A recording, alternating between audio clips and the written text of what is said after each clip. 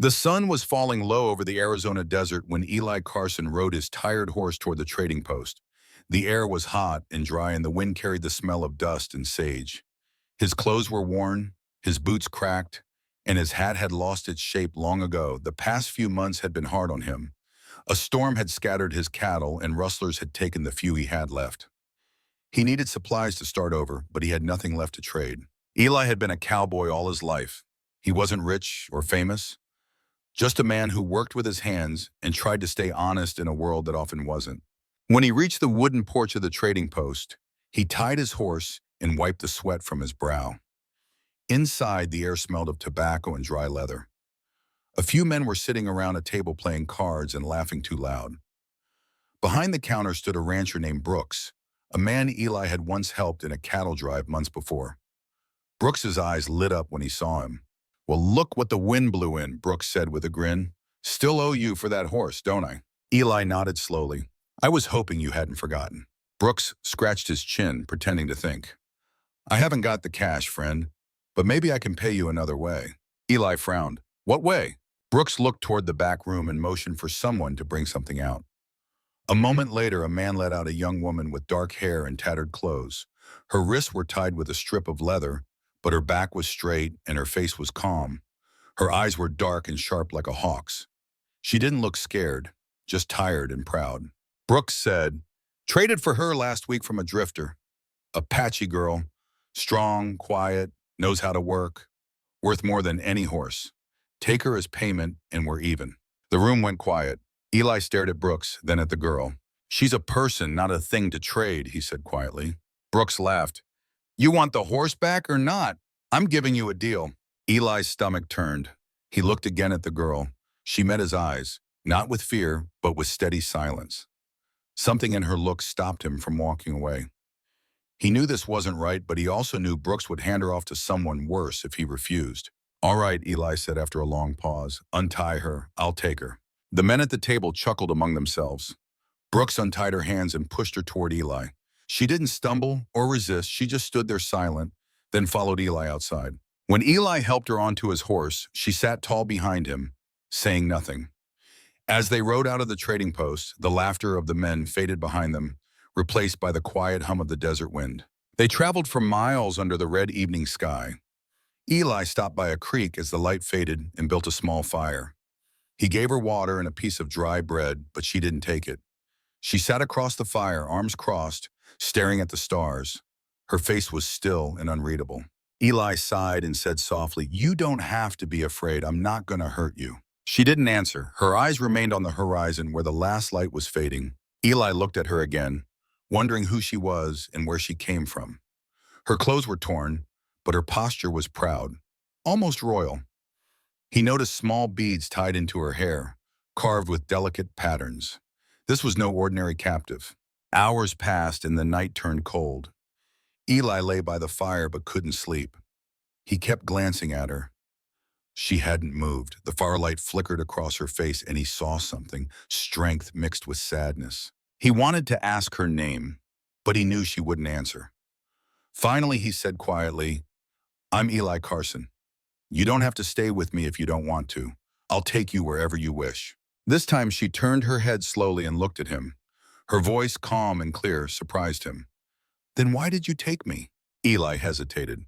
"Because the man who had you, I didn't want to leave you with him." She looked into the fire. "You think I needed saving?" He didn't know what to say. "Maybe I was trying to do one decent thing today," he said at last. She said no more. After a while, she took the bread he had offered and ate in silence. Eli felt some small relief. The night was quiet except for the sound of the wind in the grass. At dawn, they started riding again. The desert stretched endless in all directions. Sand, rock, and distant mountains glowing in the morning sun. Eli guided the horse along a dry riverbed, and the woman sat straight behind him, her hands lightly holding the saddle. When the horse stumbled on loose stones, she murmured something soft in her own language, and the animal steadied. Eli turned his head slightly, amazed. "You've worked with horses before," he said. She nodded once. "I know animals, they listen better than men." That answer made Eli smile faintly. For the first time, he heard something like dry humor in her tone. When they stopped for rest, he handed her a canteen. She drank, then handed it back, careful not to touch his hand. He wanted to ask her name again, but she spoke first. "You think I'm Apache?" she said. "You think you know who I am?" Eli frowned. "Aren't you?" She looked toward the horizon. Not all people who live under the sky belong to one name. Her words puzzled him, but he didn't press. As the day grew hotter, they rode in silence again. Eli thought about her strength, the calm way she carried herself. She didn't act like someone broken by capture. If anything, she seemed more in control of their journey than he was. By evening, they reached a small canyon where Eli often camped. The place had a stream, wildflowers, and flat stones warm from the sun. He set up camp while she collected branches without being asked. Watching her move, Eli realized she wasn't waiting for help. She was helping him. When the fire burned steady, she finally said, "My name is Naya." Eli nodded. "That's a good name." She didn't thank him, only asked, "Why are you alone, Cowboy?" He looked into the fire for a while before answering. "Because the people I trusted either died or left. It's easier not to need anyone." Nia gave a small nod, her expression unreadable. "You sound like someone who has lost much." Eli poked at the fire with a stick. "Maybe, but I guess loss is the price of living long enough." She didn't reply, but he felt her gaze on him. The silence between them wasn't heavy anymore. It was quiet in a different way, like two travelers who didn't need to speak to understand that they both carried something broken inside. As the stars came out, Eli leaned back against his saddle and looked up. He wondered again who she really was. There was something noble in her calmness, something that didn't fit the story Brooks had told. She wasn't a slave. She was something else, someone with history, maybe power. Before sleep, Nia spoke softly. "Tomorrow I will tell you which way to ride. The desert is dangerous, and you do not know it well." Eli looked at her, surprised. "You'll guide me?" She gave a faint smile. "You freed me. Now I will make sure you do not get lost." Eli nodded slowly, feeling a strange warmth spread through his chest. For the first time in months, he felt he wasn't traveling alone. The fire crackled between them as the desert night grew colder. Two strangers sat under the same stars, one a cowboy searching for a new start, the other a proud woman who had lost her freedom, but never her spirit. Neither of them knew yet how deeply their paths were about to change each other's lives. The next morning, the desert was quiet and cold before sunrise. Eli woke first, stirred the ashes of the fire, and looked over at Nia. She was already awake, sitting on a rock, watching the horizon turn orange. Her calmness made her seem part of the land itself. Eli saddled the horse, and when she came to help, he nodded his thanks. They spoke little, yet somehow the silence between them felt easy. As they rode, the sun rose higher, painting the rocks in shades of red and gold. Eli tried to start a conversation. "We should reach my ranch in 2 days if we keep this pace." Nia didn't look at him. "Your ranch is where the ground cracks and the water hides. You will not find enough grass there for horses." Eli raised an eyebrow. "You know the land better than I do, huh?" "I know where it breathes," she replied softly. "You listen only to the wind." Eli smiled to himself. She was sharp, maybe even teasing him a little. "Then where should we go?" he asked. She pointed toward the north. "There is a stream beyond those hills. The horses will rest better there."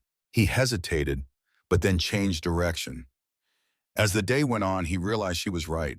The land grew greener, the air cooler, and soon they found a small stream hidden between tall rocks. Eli let the horse drink while Naya filled a canteen. When she knelt by the water, he noticed she was no longer guarded like before. She was comfortable, moving as if she belonged there. When they rested under the shade of a rock, Eli asked, "Were you with your people before Brooks found you?" Nia didn't answer at first. She picked up a smooth stone and turned it in her hand. "A man came to our camp once," she said slowly. "He asked for peace and trade. My father trusted him. That night he came back with others. I woke to fire and shouting." Her voice didn't shake. She said it as if it were something long past. Eli listened quietly. "I was taken," she continued. "They traded me like they trade horses. Each man thought I was his to own.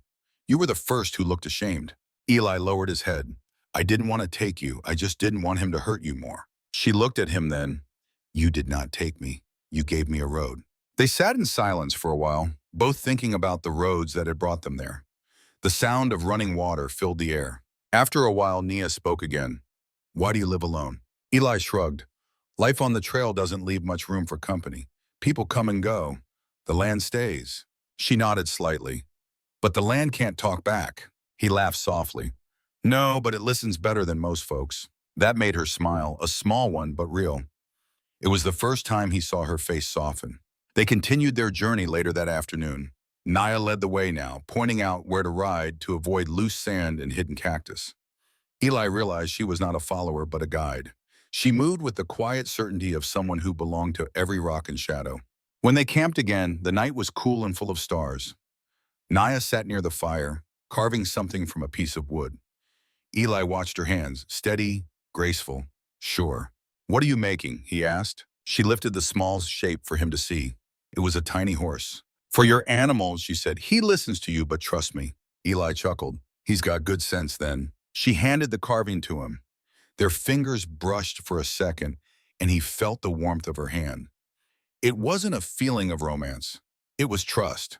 The start of understanding between two people from different worlds. Later, as the fire burned low, Eli asked, will your people look for you? Her eyes reflected the flames. They already are, she said quietly. My father does not forget blood. Eli thought about that through the night. He realized she must be someone important among her people.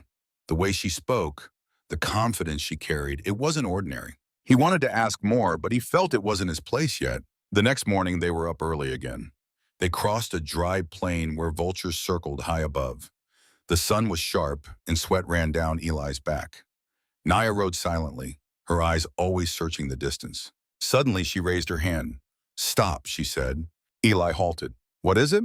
Riders, she whispered. He squinted into the sunlight and saw dust far off. Could be ranch hands, he said. Or not, she replied, her tone calm but certain. We wait. They hid their horse behind a line of rocks. A few minutes later, 3 riders appeared in the distance. They wore rough clothes, guns at their sides, and they were moving fast. Eli recognized one of them. It was Brooks, the man who had traded Naya. Eli's jaw tightened. Looks like he changed his mind. Nia's eyes narrowed. He thinks you owe him.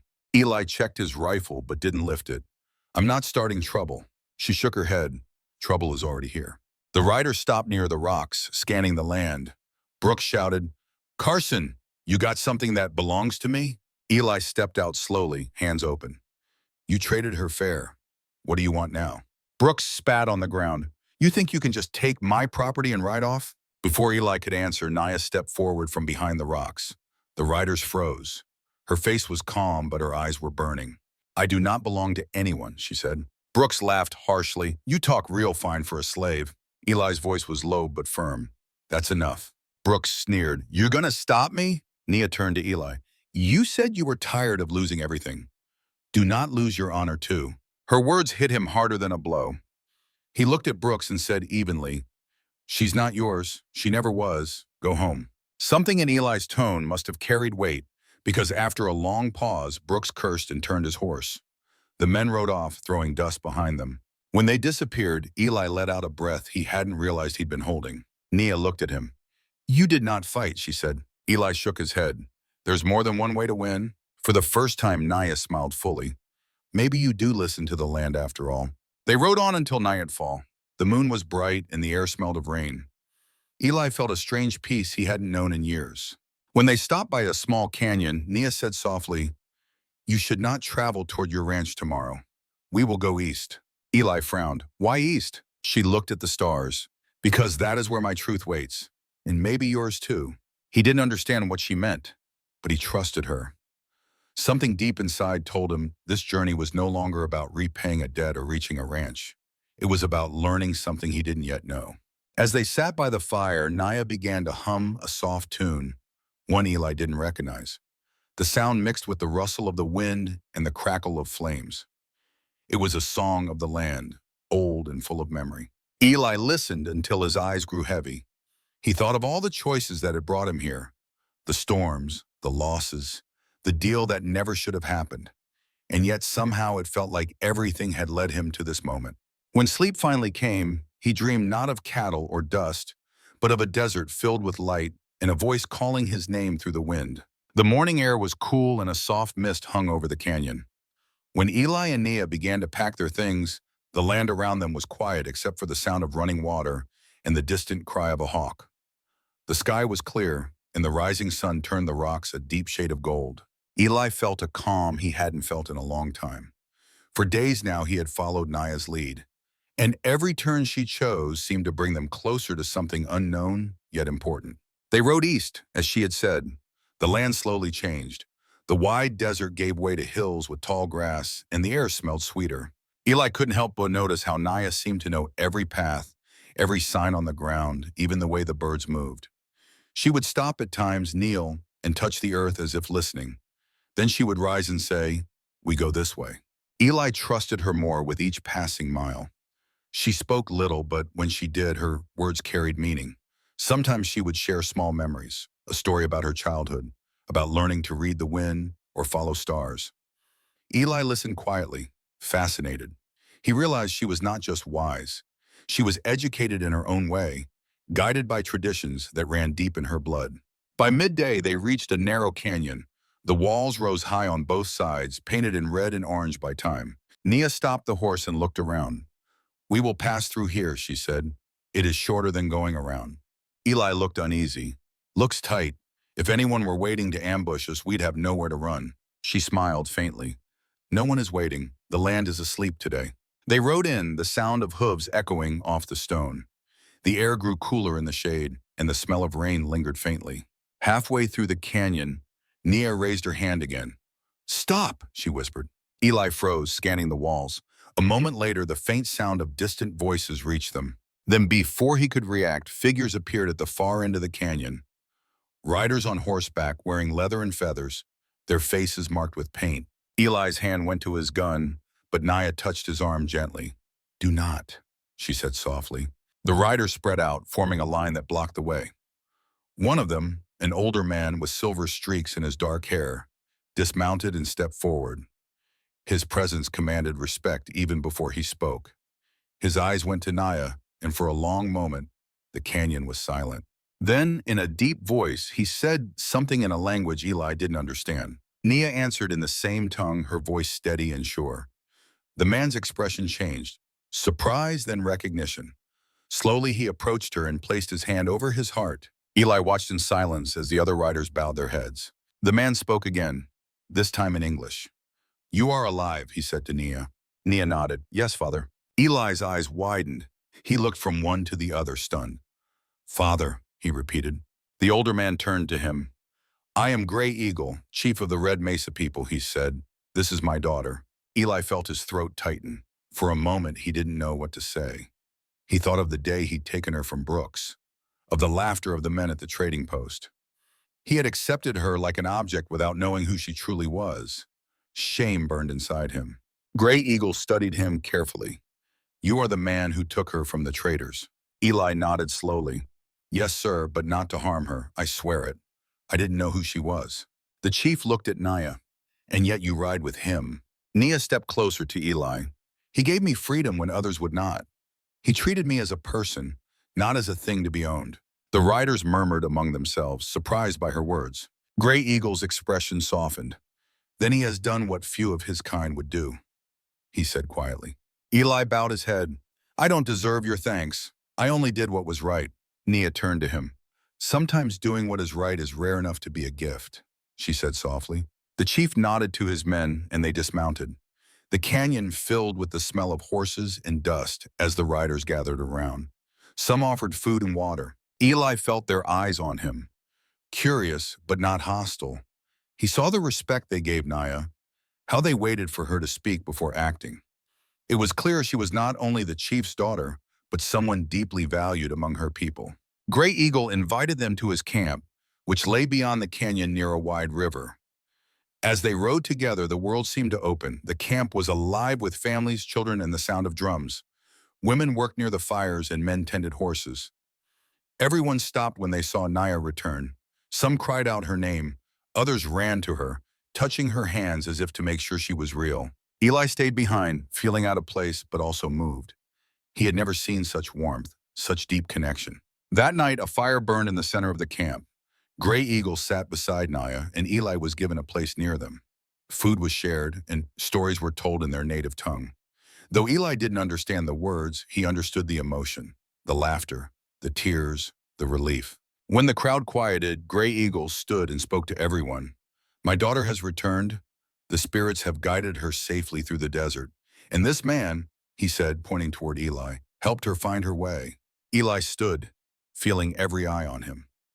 I didn't save her, he said humbly. If anything, she saved me. Nia smiled at that, a smile that reached her eyes. The chief raised his hand for silence. You speak with truth. You did not take her as a slave. You gave her choice. For that, you are welcome among us. The people murmured in agreement. Eli nodded in gratitude, unsure how to respond.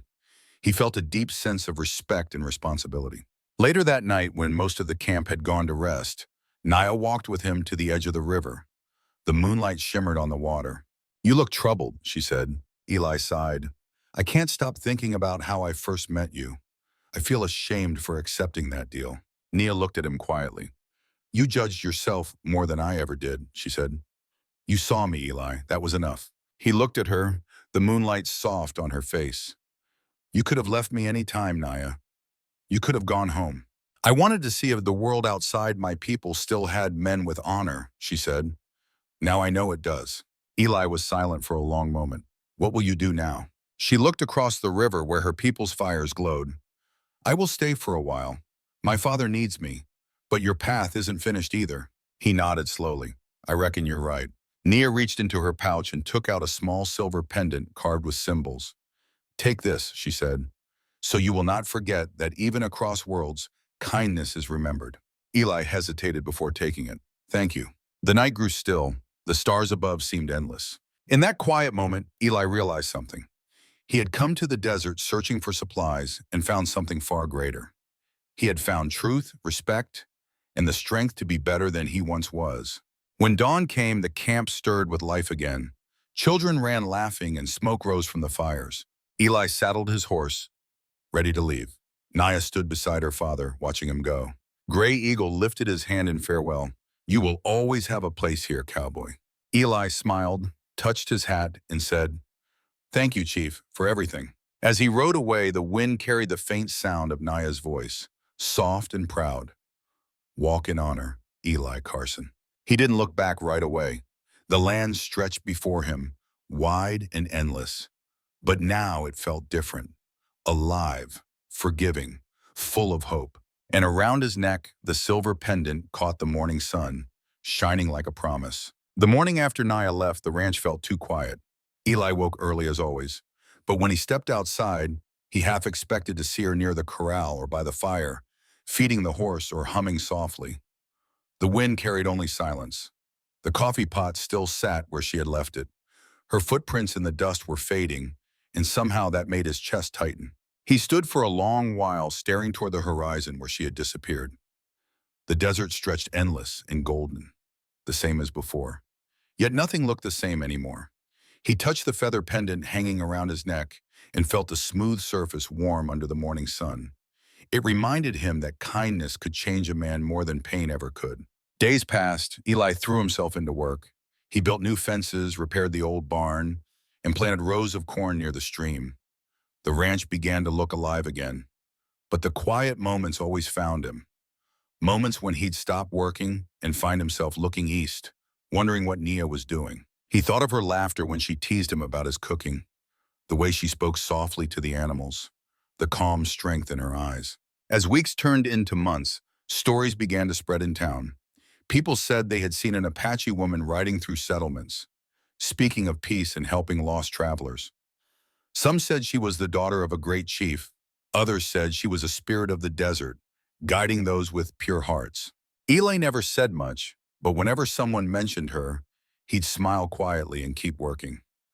He knew the truth. She was real, stronger than anyone guessed, and her spirit carried across the land like the wind itself. One hot afternoon, a group of ranchers stopped by Eli's place. They were men he knew from years back, rough but fair. One of them, a man named Clay, said, Heard you've been keeping company with the Apache folks, Carson. That true? Eli looked up from fixing the gate. I don't keep company with anyone, Clay, but I got friends among them. Yes. The men exchanged looks. Clay shrugged. You always were a strange one. Most folks don't trust them. Eli wiped his hands on a rag. Most folks don't take time to know them. Clay grinned, shaking his head. You sound more like a preacher than a cowboy. Eli smiled faintly. Maybe I just learned a thing or two. They laughed and left, but their words stayed with him. He realized how much the world still carried old wounds and fear. Naya's people wanted peace, and men like Clay wanted the same land.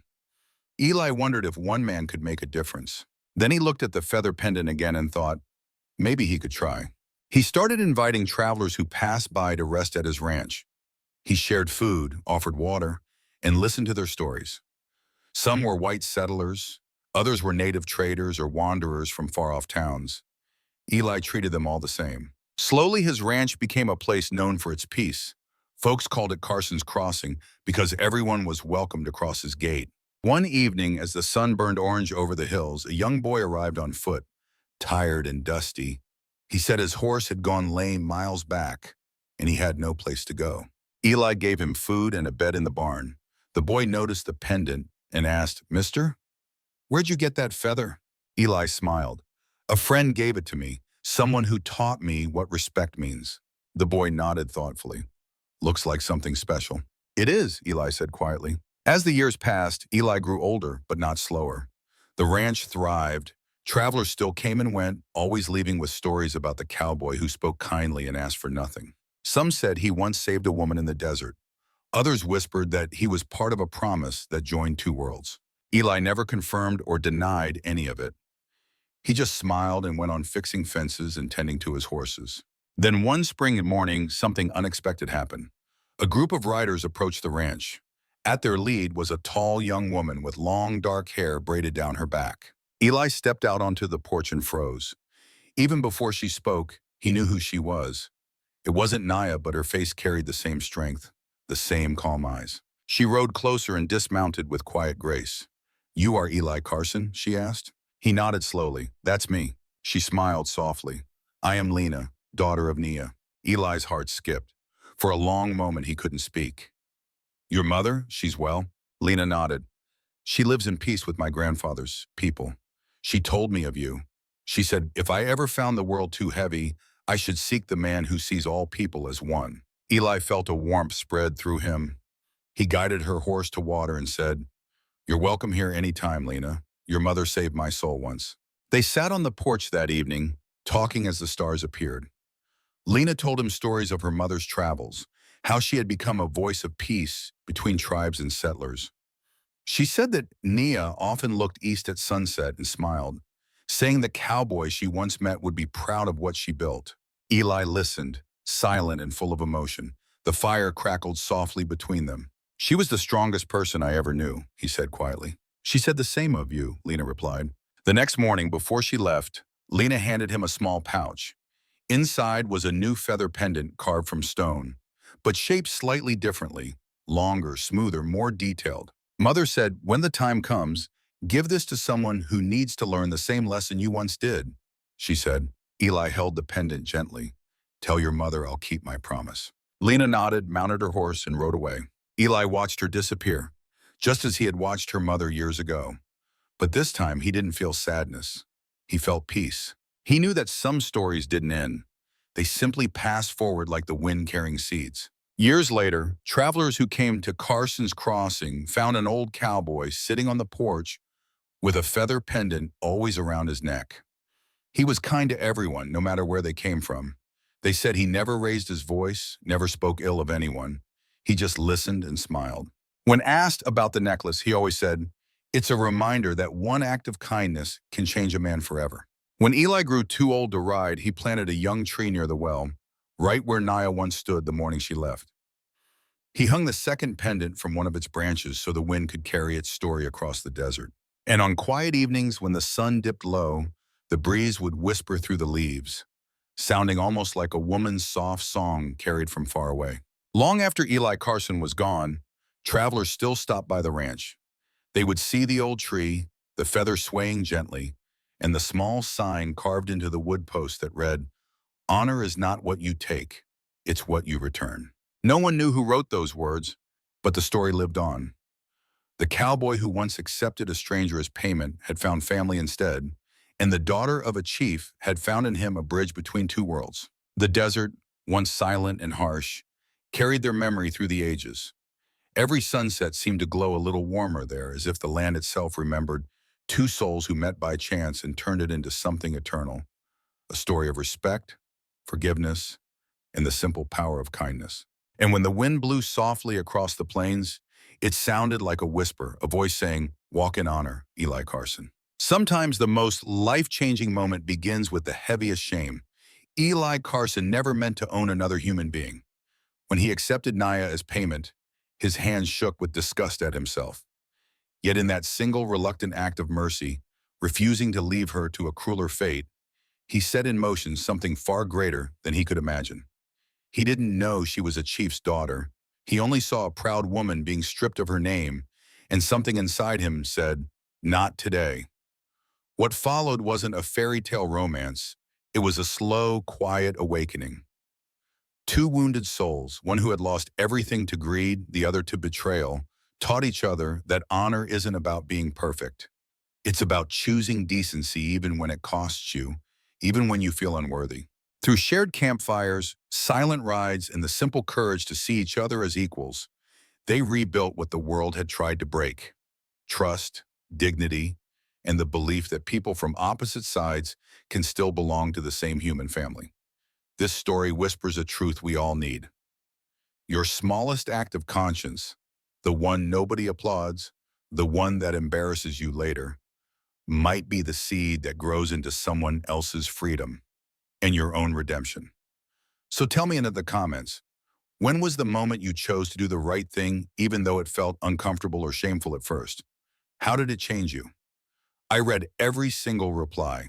If this story stirred something in your heart, hit subscribe and the bell.